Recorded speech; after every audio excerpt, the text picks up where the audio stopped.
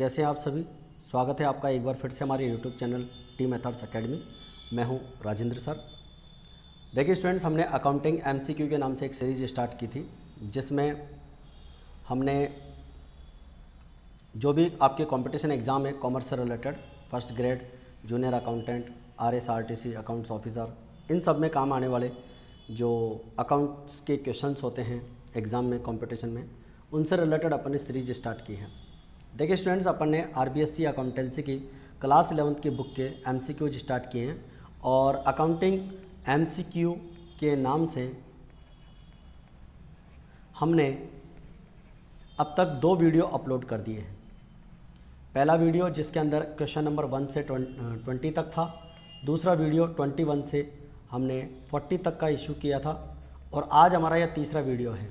अगर आपने पुराने वीडियोस नहीं देखे हों तो आप प्लेलिस्ट पर जाकर देख सकते हैं। प्लेलिस्ट का लिंक आपको जो है इस वीडियो के डिस्क्रिप्शन बॉक्स में मिल जाएगा।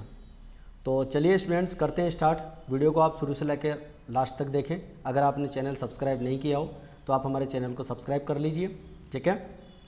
चलिए स्टूडेंट्स, बढ़ते हैं आज की क्लास पे। आज की क्लास जो है अपनी रोकड़ बही और बैंक संबंधी व्यवहारों से संबंधित चल रही थी, और आज का हमारा क्वेश्चन है 41 क्वेश्चन है। निम्नलिखित व्यवहार को रोकड़ बही में नहीं लिखेंगे। कौन सा व्यवहार है जिसे रोकड़ बही में नहीं लिखेंगे? देखिए, नगद ऋण, इसको तो ज़रूर लिखेंगे। बैंक में जमा कराए, इसको भी लिखेंगे। कमीशन प्राप्त किया, इसको भी लिखेंगे। विक्रय वापसी, इसको नहीं लिखेंगे, क्योंकि ये नगद से संबंधित लेन देन नहीं है। इसलिए विक्रय वापसी के लेन देन को हम रोकड़ बही में नहीं लिखेंगे। हमारा राइट आंसर हो गया डी ऑप्शन, बिल्कुल सही है। चलिए इसके बाद में अगले क्वेश्चन पे चलते हैं। अगला क्वेश्चन है, रोकड़ बही रखने का मुख्य उद्देश्य क्या है? रोकड़ बही रखने का मुख्य उद्देश्य क्या है? तो देखिए, व्यापार की पूंजी मालूम करना, व्यापार का रोकड़ी क्रय मूल्य ज्ञात करना। केवल रोकड़ी क्रय मूल्य ज्ञात करना इसका उद्देश्य नहीं हो सकता। व्यापार की पूंजी ज्ञात करना केवल इसका उद्देश्य नहीं हो सकता। व्यापार का रोकड़ी विक्रय मूल्य मालूम करना, यह भी इसका उद्देश्य नहीं हो सकता। इसका राइट आंसर होगा व्यापार का रोकड़ और बैंक शेष जानना। तो व्यापार का रोकड़ यानी कैश बैलेंस और बैंक बैलेंस दोनों अगर अपने को जानने हो तो वो उसके लिए हम रोकड़ बही बनाते हैं। तो हमारा राइट आंसर हो गया, सही उत्तर हो गया इसका, व्यापार का रोकड़ एवं बैंक शेष जानना। चलिए स्टूडेंट्स, बढ़ते हैं अगले क्वेश्चन की तरफ। चालू खाता खोलने पर बैंक ग्राहक को देता है, क्या देता है? चालू खाता अपन खुलवाते हैं बैंक से, तो क्या देता है अपने को वो? इसका राइट आंसर है हमारे पास में सभी चीज़ें देता है अपने को। चेक बुक भी देता है, जमा की रसीद भी देता है पैसा जमा कराने के लिए, ठीक है। जो हमने पैसा जमा कराया उसकी रसीद भी देता है, पासबुक भी देता है अपने को। तो इसका राइट आंसर हो जाएगा डी, सभी चीज़ें अपने को देता है। बढ़ते हैं अगले क्वेश्चन की तरफ। अगला क्वेश्चन अपने पास है, देखिए, 15,000 रुपये का माल 10% व्यापारिक छूट पर बेचा, इसका लेखा रोकड़ बही में किया जाएगा। देखिए, 10% व्यापारिक छूट पर माल बेचा, तो इसकी अपन एंट्री करते हैं। क्या एंट्री करेंगे? देखिए ज़रा, cash account debit to sales account, ठीक है। माल बेचा है, अच्छा, यहाँ पर 15,000 रुपये मूल्य का माल 10% व्यापारिक बट्टे पर बेचा है और रोकड़ बही में दिखाने की बात कह रहा है, तो इसका मतलब कैश माल बेचा है, ठीक है। 15,000 रुपये का माल है और 10% व्यापारिक डिस्काउंट घटाकर 13,500 रुपये से अपन एंट्री करेंगे। यानी कि यहाँ पर कैश अकाउंट के डेबिट में 13,500 लिखा जाएगा, ठीक है बच्चों। कभी भी व्यापारिक बट्टे की एंट्री नहीं होती है, ठीक है। इसलिए जहाँ भी 16,500 लिखा हुआ है वो दोनों ऑप्शन तो बिल्कुल गलत हो गए। और अब है क्रेडिट पक्ष में 13,500 से और डेबिट पक्ष में 13,500 से। तो आप जर्नल एंट्री देखिए, जर्नल एंट्री में कैश अकाउंट डेबिट हो रहा है, इसलिए डेबिट साइड में लिखेंगे 13,500 रुपये से। तो क्वेश्चन नंबर 44 का हमारा आंसर हो जाएगा डी ऑप्शन, बिल्कुल यहाँ पर सही हो जाएगा। आई थिंक आपको ये बात समझ में आ गई होगी। कोई बात अगर समझ में नहीं आई तो आप कमेंट बॉक्स में बताइएगा, ताकि मैं आपको अच्छे से और चीज़ को समझा दूंगा।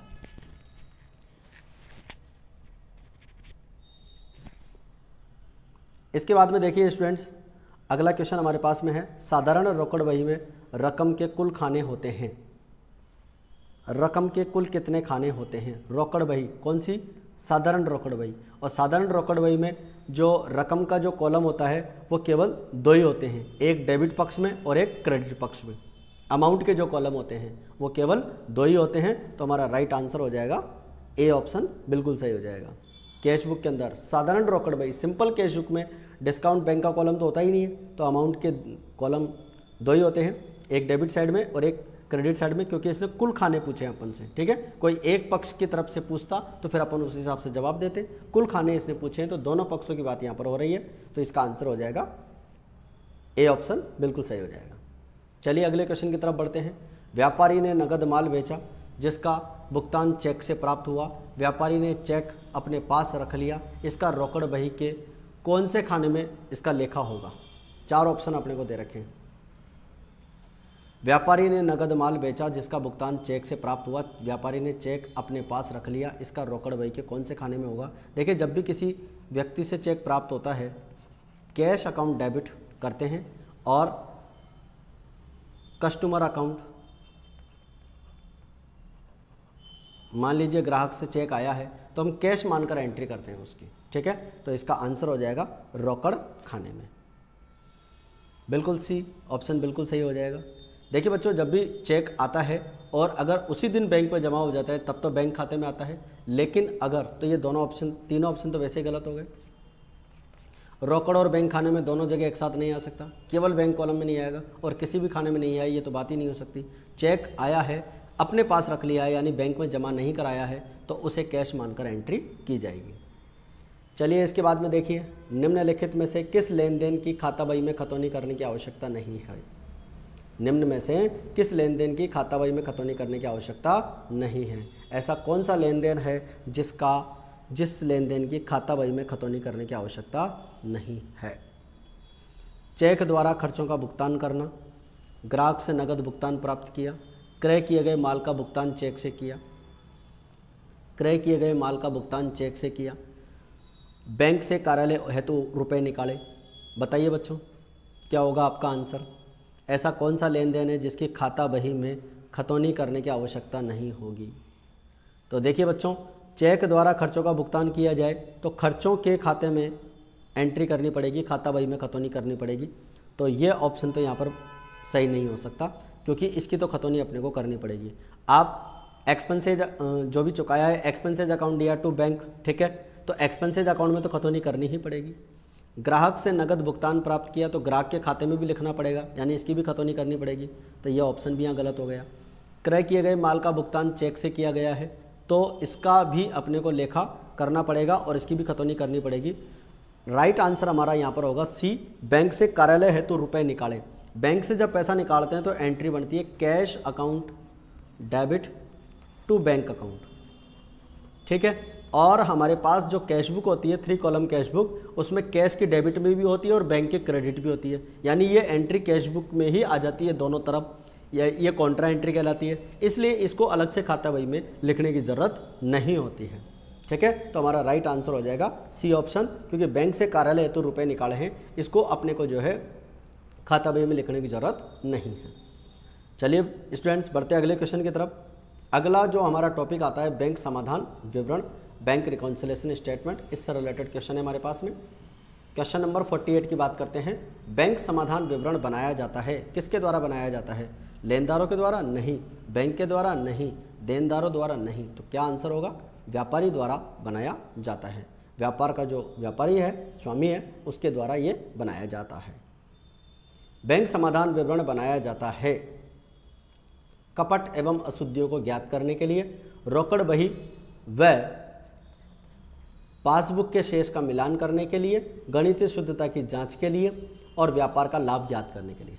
देखिए बच्चों, चारों ऑप्शन को ध्यान से देखिए। कपट और अशुद्धियों को ज्ञात करने के लिए तो अशुद्धियों का सुधार किया जाता है, गणितीय शुद्धता की जांच करने के लिए तलपट बनाया जाता है और व्यापार का लाभ हानि ज्ञात करने के लिए ट्रेडिंग अकाउंट और P&L अकाउंट बनाया जाता है। तो हमारा राइट आंसर हो जाएगा कैश बुक और पासबुक के बैलेंस का मिलान करने के लिए जो विवरण बनाया जाता है वो बैंक समाधान विवरण होता है। तो बैंक समाधान विवरण रोकड़ बही और पासबुक के शेष का मिलान करने के लिए बनाया जाता है।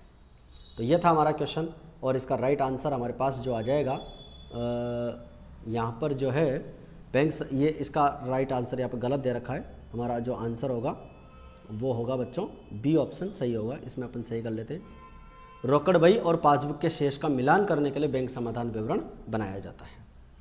चलिए आगे बढ़ते हैं अगले प्रश्न की तरफ। बैंक समाधान विवरण किन पुस्तकों के आधार पर बनाया जाता है? रोकड़ बही और क्रय बही? नहीं। क्रय बही और विक्रय बही? बिल्कुल नहीं। पासबुक और विक्रय बही? नहीं। यहाँ पर ये बनाया जाता है रोकड़ बही और पासबुक दोनों की सहायता से। तो क्वेश्चन नंबर 50 का हमारा आंसर हो जाएगा रोकड़ बही और पासबुक की सहायता से बनाया जाता है। डी ऑप्शन बिल्कुल सही हो जाएगा। अगली बात है, बैंक समाधान विवरण बनाते समय किस शेष को काम में लिया जाता है? बैंक समाधान विवरण बनाते समय किस बैलेंस को काम में लिया जाता है? खाता बही का? नहीं।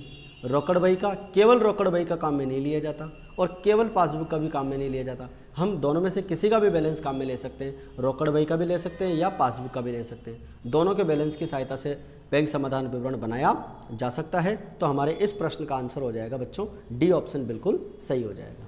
ठीक है, आई थिंक यहाँ तक की बात आपको समझ में आ गई होगी।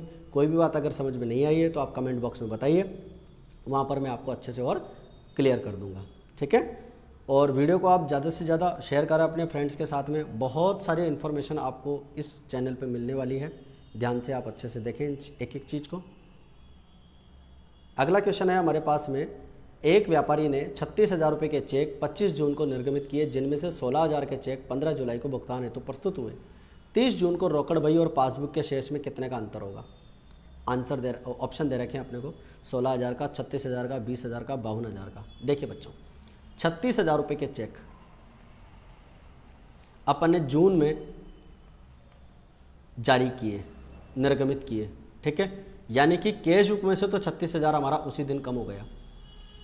जब हम चेक जारी करते हैं तो उसकी एंट्री हम बैंक अकाउंट CR करते हैं, तो 36,000 रुपये हमारी कैश बुक में उसी दिन कम हो गया। लेकिन बैंक के अंदर जो है पासबुक में 16,000 रुपये 15 जुलाई को हुए हैं, यानी जून में 16,000 का जो है पेमेंट नहीं हुआ।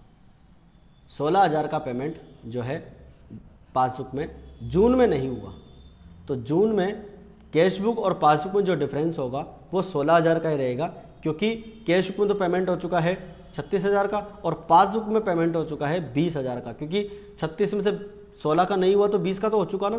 तो यहाँ पर 20 का पेमेंट हो चुका है, तो डिफरेंस जो है वो 16,000 का है। तो हमारा जो आंसर होगा इस प्रश्न का वो 16,000 रुपये होगा। यानी कि जो चेक हमने निर्गमित किए थे, जैसे ही चेक हम जारी करते हैं, जितने का चेक जारी किया है कैश बुक में तो उसी दिन कैश कम हो जाता है। और पासबुक में जब यहाँ पर बात बता रहा है कि 16,000 का जो चेक है वो जून में नहीं हुआ क्लियर, वो जुलाई में हुआ है। इसका मतलब 16,000 में 36,000 में से 16,000 जब जुलाई में क्लियर हो रहे हैं तो जून में कितने के चेक क्लियर हो रहे हैं? 20,000 के हो रहे हैं। तो कितने के नहीं हुए? 16 के नहीं हुए। तो यहाँ पे आंसर क्या हो जाएगा? 16,000, क्योंकि क्या पूछा क्या है अपन से? रोकड़ बही और पासबुक के बैलेंस में अंतर किस चीज़ का होगा? 16,000 का होगा। आई थिंक ये बात आपको समझ में आ गई होगी। देखिए अगला क्वेश्चन, एक व्यापारी ने 28 मार्च 2017 को 16,000 रुपये के चेक बैंक में जमा कराए। देखो चेक बैंक में जमा कराते ही कैश बुक में कैश बढ़ जाता है, कैश बुक में कैश बढ़ जाता है। ठीक है, हमने 16,000 से कैश बढ़ा दिया। अब उसमें से 6,000 रुपये का चेक जो है मार्च में जमा ना होकर कब जमा हुआ? अप्रैल में जमा हुआ। ठीक है, यानी कि अगर मैं पासबुक की बात करूं तो पासबुक में कैश कितना बढ़ा? पासबुक में केवल 10,000 रुपये का ही कैश बढ़ा। कैश बुक में तो 16,000 का कैश जमा हो गया, क्योंकि चेक जब हमारे पास 16,000 के आए थे तो हमने कैश बुक में जब बैंक अकाउंट DR किया तो हमारी कैश बुक में तो 16,000 का कैश बढ़ गया। लेकिन पासबुक में कैश कितने का बढ़ा? अभी तक केवल 10,000 का ही बढ़ा हुआ है। कौन से महीने में? मार्च के महीने में। तो 6,000 का चेक जब अप्रैल में जाएगा तो 6,000 रुपये का कैश तो पासबुक में अप्रैल में बढ़ेगा। इसका मतलब मार्च में तो 10,000 का ही कैश बढ़ा। तो यहाँ पर आप देख सकते हैं कैश बुक और पासबुक में जो डिफरेंस है वो कितने का है? 6,000 रुपये का डिफरेंस है। तो यही अपन से पूछा है, दोनों शेषों में अंतर कितने का होगा? 6,000 रुपये का अंतर होगा। आई थिंक आपको यहाँ तक की बात समझ में आ गई होगी। चलिए स्टूडेंट्स बढ़ते हैं अगले क्वेश्चन की तरफ। अगला क्वेश्चन दे रखा है, एक व्यापारी के बैंक खाने का क्रेडिट पक्ष का योग क्रेडिट शेष दे रखा है 6,000 रुपये। एक ग्राहक ने सीधे बैंक में 2,000 रुपये 30 जून को जमा करा दिए, पासबुक का 30 जून को शेष क्या होगा? ऑप्शन अपने को दे रखे, क्या शेष होगा?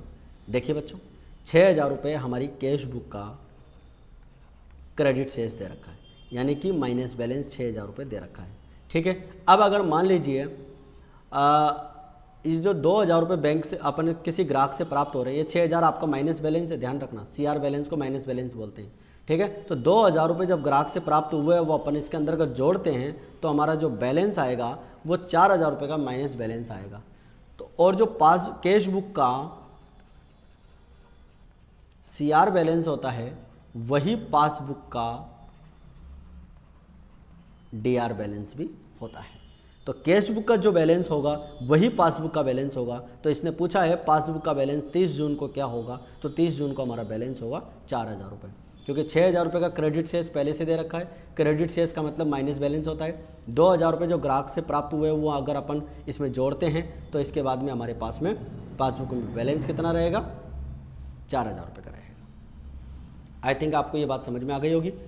तो राइट आंसर हमारा यहाँ पर है डी ऑप्शन, बिल्कुल सही हो जाएगा। इसके बाद में देखिए, रोकड़ बही का शेष पासबुक के शेष से मेल नहीं खाएगा।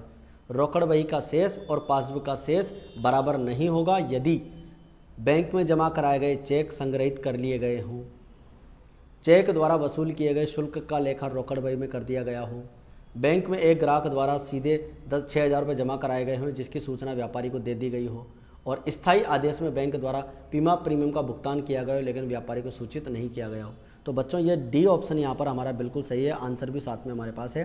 देखो, बैंक में चेक जमा कराए, ठीक है, और वो संग्रहित भी हो गए, तो इससे तो कोई प्रभाव पड़ने वाला नहीं, क्योंकि ये तो लेन देन दोनों जगह रिकॉर्ड हो चुका है।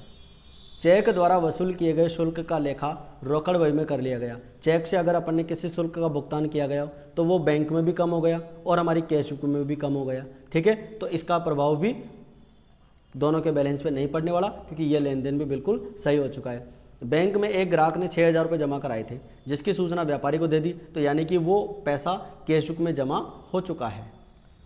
6,000 रुपये जब बैंक में जमा हुआ तो उसकी एंट्री पासबुक में हो चुकी, और ग्राहक को अगर व्यापारी को उसकी सूचना मिल गई तो व्यापारी ने उसकी एंट्री कैश बुक में कर ली है, तो इसका भी कोई प्रभाव नहीं पड़ेगा। लेकिन एक लेन देन ऐसा है जो केवल एक ही जगह रिकॉर्ड हुआ है, स्थायी आदेश में बैंक द्वारा बीमा प्रीमियम का भुगतान किया गया है, यानी कि ये जो पैसा है पासबुक में ही कम हुआ है, व्यापारी को सूचना नहीं मिली, इसलिए कैश बुक में इसकी कोई एंट्री नहीं हुई है। इसलिए जो डिफरेंस आएगा दोनों के बैलेंस में वो इस चौथे पॉइंट की वजह से ही आएगा। आई थिंक ये बात आपको समझ में आ गई होगी। चलिए बढ़ते हैं अगले क्वेश्चन की तरफ। अगला जो क्वेश्चन आएगा हमारा विनिमय बिल से रिलेटेड क्वेश्चन है बच्चों, बिल ऑफ एक्सचेंज से रिलेटेड। देखिए, विनिमय बिल का भुगतान किया जाता है। विनिमय बिल का भुगतान कौन करेगा? स्वीकारकर्ता, बेचान करने वाले द्वारा, बेचान प्राप्तकर्ता द्वारा या लेखक द्वारा? देखो, विनिमय बिल का भुगतान हमेशा कौन करता है? स्वीकारकर्ता करता है, लेखक नहीं करता है। बेचान करने वाला ही लेखक होता है, तो बेचान करने वाला तो कर ही नहीं सकता। बेचान प्राप्तकर्ता भी पेमेंट नहीं करता। पेमेंट करने का काम जो होता है वो स्वीकारकर्ता का होता है, जो इसके उस बिल पर क्या होते हैं? साइन होते हैं, स्वीकृत उसने बिल किया हुआ है। तो राइट आंसर ए हो जाएगा। जो बिल एक ही देश में लिखे जाते हैं और स्वीकार किए जाते हैं उसे कहते हैं, जो बिल एक ही देश में लिखे जाते हैं एवं स्वीकार किए जाते हैं उसे कहते हैं देशी बिल। चार ऑप्शन अपन देख लें, देशी बिल, दर्शनी बिल, विदेशी बिल और साहित्यार्थ बिल। तो यहाँ हमारा आंसर हो जाएगा देशी बिल, जो एक ही देश में लिखे जाते हैं और उसी देश में स्वीकार किए जाते हैं। तो हमारा राइट आंसर हो जाएगा बच्चों ए ऑप्शन, बिल्कुल सही हो जाएगा।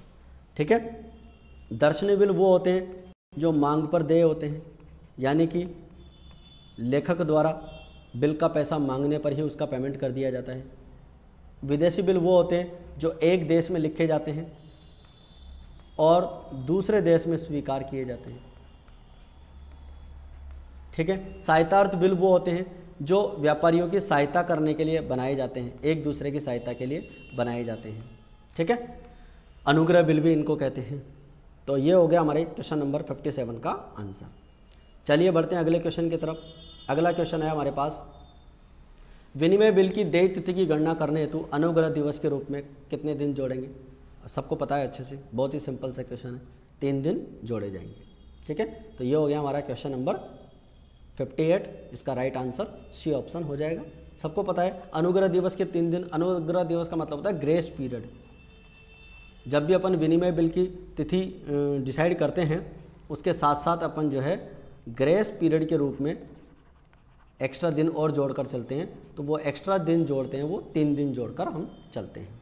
ठीक है बच्चों, आई थिंक यहाँ तक की बात आपको समझ में आ गई होगी। बढ़ते हैं अगले क्वेश्चन की तरफ। प्रतिज्ञा पत्र एक है।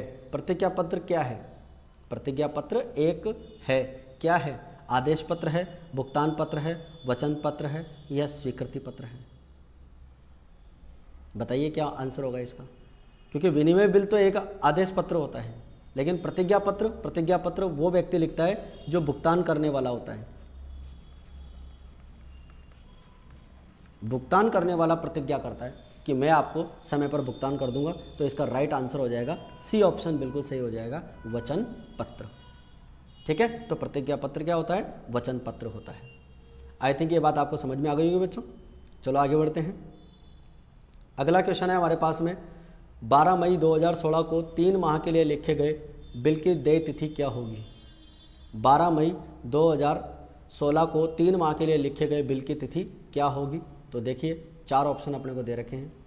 12 मई 2016 को 3 माह के लिए, तो देखिए 12 मई, ठीक है, 12 मई से लेकर 12 मई से अपन गिनते हैं। मई में दिन होते हैं 31 में से आप 12 कम कर दीजिए। ठीक है, तो कितने बचे आपके पास में? 19 दिन बचे।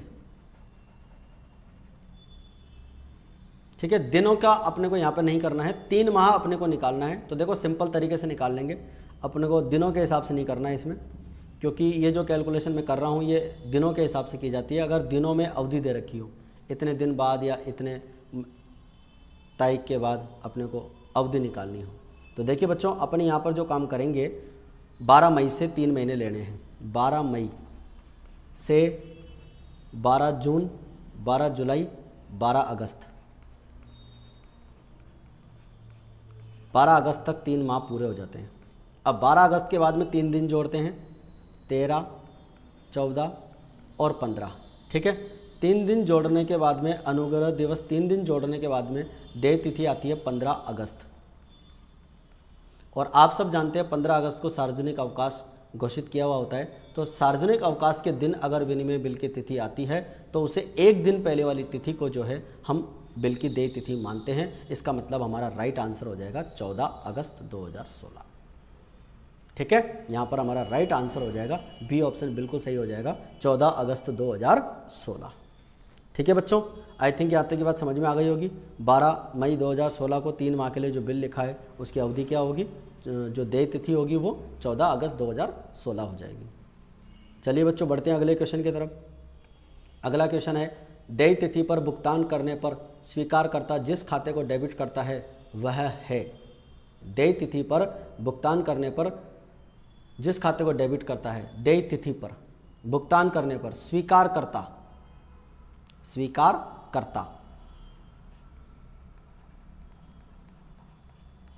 जिस खाते को डेबिट करता है, तो देखो मैं आपको बता देता हूं एंट्री क्या होती है। देय तिथि पर लेखक की पुस्तकों में एंट्री होती है बच्चों,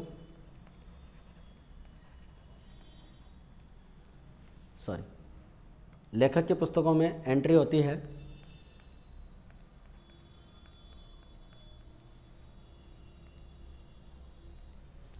cash account DR to bills receivable account, क्योंकि लेखक को पैसा प्राप्त होता है तो यह एंट्री होती है। और स्वीकारकर्ता की पुस्तकों में जो एंट्री होती है bills payable account DR to cash account.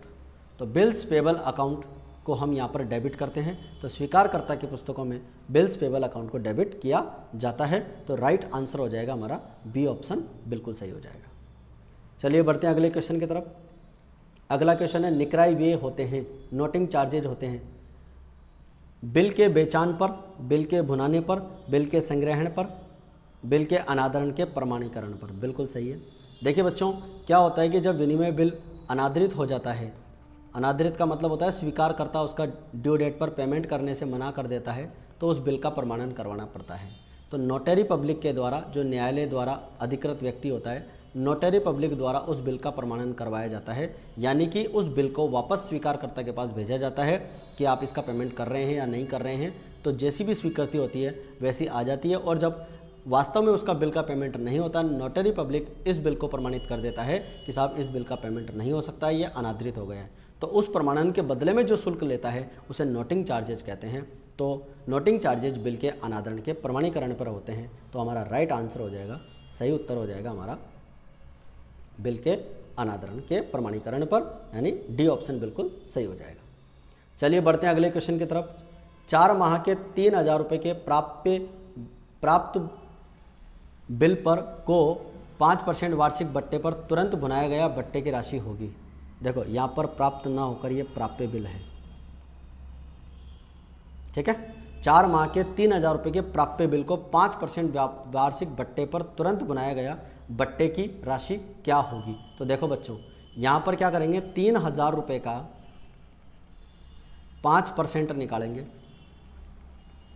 और 4 महीने का निकालेंगे, ठीक है।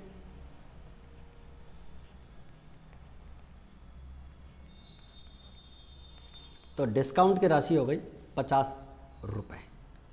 तो हमारा राइट आंसर हो जाएगा, चौथा ऑप्शन बिल्कुल सही हो जाएगा कि हमारा यहाँ पर जो है राशि होगी वो कितनी होगी, 50 रुपये हो जाएगी, ठीक है। डिस्काउंट की राशि 50 रुपये। आई थिंक आपको यहाँ तक की बात समझ में आ गई होगी। चलिए बढ़ते हैं अगले क्वेश्चन की तरफ। तो राइट आंसर हो गया हमारा डी ऑप्शन बिल्कुल सही। अच्छा, अगर इसकी एंट्री आपको देखनी हो तो bank account DR, discount account DR, bills receivable account. 3,000 का बिल है, 50 रुपये का डिस्काउंट कम कर दीजिए, 2,950 रुपये से ये एंट्री हो जाएगी। आई थिंक आपको यहाँ तक की बात समझ में आ गई होगी। बढ़ते हैं अगले क्वेश्चन की तरफ। अगला क्वेश्चन है, विनिमय विपत्र कौन सा खाता है। 4 ऑप्शन दे रखे हैं, वास्तविक खाता, अवास्तविक खाता, व्यक्तिगत खाता या नाम मात्र का खाता। देखो, अवास्तविक और नाम मात्र तो बिल्कुल भी नहीं हो सकता, क्योंकि विनिमय विपत्र यानी बिल्स रिसीवेबल या यूँ कहें बिल्स पेबल, ये दोनों ही बैलेंस शीट में दिखाए जाते हैं। तो या तो ये व्यक्तिगत खाते हो सकते हैं या वस्तुगत खाते हो सकते हैं। तो ये वस्तु से संबंधित होते हैं, इनको हम असेट्स मानकर लेन देन करते हैं। तो इसको हम जो है यहाँ पर वास्तविक खाता मानकर काम करते हैं, ठीक है। ये वास्तविक खाते कहलाते हैं। अगला क्वेश्चन है हमारे पास में, 31 मार्च 2016 को 3 माह की अवधि का एक बिल लिखा, उसके भुगतान की तिथि क्या होगी। 31 मार्च 2016 को, तो 31 मार्च 2016 से अपन 3 माह काउंट करें, 30 अप्रैल, 31 मई, 30 जून, 3 माह पूरे हो गए। 30 जून को 3 माह पूरे हो गए। अब 3 दिन जोड़ो, 1, 2 और 3, 1, 2 और 3 जुलाई, यानी कि ड्यू डेट आएगी आपकी 3 जुलाई। यहाँ पर हमारा आंसर ए ऑप्शन बिल्कुल सही हो जाएगा। तो ये था बच्चों अपना क्वेश्चन नंबर 65, जिसको अपन ने यहाँ पर सॉल्व कर लिया है, ठीक है। मूल्यह्रास आयोजन एवं संचय, ठीक है। पिछला क्वेश्चन अपन ने सॉल्व कर लिया था। उसके बाद में अगले क्वेश्चन की तरफ अपन बढ़ते हैं। 65 तक अपन कर चुके हैं। अगला जो हमारा टॉपिक है, मूल्यह्रास आयोजन एवं संचय, depreciation provision and reserves. Question number 66 की बात करते हैं। मूल्यह्रास संबंधित होता है चालू संपत्तियों से, विनियोग से, समस्त स्थायी संपत्तियों से या समस्त मूर्त स्थायी संपत्तियों से। तो देखिए, मूल्यह्रास का यहाँ पर जो संबंध होता है वो चौथा ऑप्शन हमारा बिल्कुल सही हो जाएगा, समस्त मूर्त स्थायी संपत्तियों से होता है। मूर्त का मतलब होता है टेंजिबल असेट्स, यानी जो दिखाई देती है। समस्त स्थायी संपत्तियों में तो आपकी अमूर्त संपत्तियाँ भी आ जाती हैं, और अमूर्त संपत्तियाँ गुडविल, पेटेंट, इनके ऊपर मूल्यह्रास नहीं लगाया जाता है, ठीक है। तो अमूर्त स्थायी संपत्तियों पर डेप्रिसिएशन नहीं लगता, डेप्रिसिएशन लगता है मूर्त स्थायी संपत्तियों पर, जैसे बिल्डिंग, प्लांट, फर्नीचर, ठीक है। तो स्थायी संपत्तियां, मूर्त स्थायी संपत्तियां जो दिखाई देती है उन्हीं से रिलेटेड होता है। चलिए इसके बाद में बढ़ते हैं अगले क्वेश्चन की तरफ। स्थायी किस्त विधि में हास की राशि प्रति वर्ष क्या रहती है? स्थायी किस्त विधि फिक्स्ड इंस्टॉलमेंट मेथड में जो मूल्यह्रास की राशि है वो हर साल क्या रहती है बच्चों? समान रहती है, चेंज नहीं होती है, फिक्स रहती है। ठीक है, तो ये था हमारा मूल्यह्रास वाले चैप्टर का क्वेश्चन नंबर 67। इसके बाद में देखिए क्वेश्चन नंबर 68, निम्नलिखित में से कौन सी संपत्ति पर सामान्यतया मूल्यह्रास नहीं लगाया जाता है? तो ऐसी असेट्स का नाम है भूमि, जिसके ऊपर मूल्यह्रास नहीं लगता है क्योंकि इसके मूल्य में कमी नहीं होती है और इसका सीमित जीवन काल नहीं होता है। इसके बाद में बात करें, सही आंसर इसका हो गया ए ऑप्शन। अब हमारे पास में अगला क्वेश्चन है, निम्नलिखित में से किसका निर्माण ज्ञात दायित्वों के लिए किया जाता है? ज्ञात दायित्वों के लिए जिस चीज़ का निर्माण किया जाता है उसे हम कहते हैं आयोजन, यानी प्रोविज़न। प्रोविज़न का निर्माण ज्ञात दायित्वों के लिए किया जाता है, यानी कि जिसके बारे में अपने को पता हो कि इसका पेमेंट अपने को करना पड़ सकता है, लेकिन कितनी राशि का पेमेंट करना पड़ेगा ये अपने को पता नहीं होता है। ठीक है, तो ज्ञात दायित्वों के लिए जिसका निर्माण होता है उसे हम आयोजन कहते हैं। अगला प्रश्न है हमारे पास में, किसी अज्ञात दायित्व के लिए क्या बनाया जाता है? अज्ञात दायित्व के लिए क्या बनाएंगे हम? तो अज्ञात दायित्व के लिए हम बनाकर चलते हैं, इसका राइट आंसर हो जाएगा हमारा बी ऑप्शन सही हो जाएगा। सामान्य संचय बनाकर चलते हैं, यानी जनरल रिजर्व जो बनाते हैं वो अज्ञात दायित्व के लिए बनाते हैं, यानी जिसके बारे में हमें पता नहीं है कितना अमाउंट हमारे को चुकाना पड़ेगा या किसके संबंध में चुकाना पड़ेगा, तो भविष्य के आकस्मिकताओं के लिए हम जनरल रिजर्व बनाकर चलते हैं। तो हमारा यहाँ पर राइट आंसर हो जाएगा बच्चों बी ऑप्शन बिल्कुल सही हो जाएगा। तो ये था बच्चों आज का वीडियो, कैसा लगा आपको कमेंट करके आप ज़रूर बताइएगा। आपकी जो कमेंट्स होते हैं वो हमें मोटिवेट करेंगे ताकि हम और ज़्यादा से ज़्यादा अच्छे से अच्छे वीडियो आपके लिए अपलोड कर सकें और आपके लिए जो है अच्छे से अच्छा मैटर लेकर आ सकें। वीडियो आपको अच्छी लगी है लाइक ज़रूर करें, अपने फ्रेंड्स के साथ इसको शेयर करें और ज़्यादा से ज़्यादा जो है आप इसको शेयर कीजिए। ठीक है, और अगर चैनल पे आप बने रहिए, सब्सक्राइब नहीं किया हो तो सब्सक्राइब कर लीजिए। मिलते हैं अगले वीडियो में, तब तक के लिए जय हिंद, जय भारत।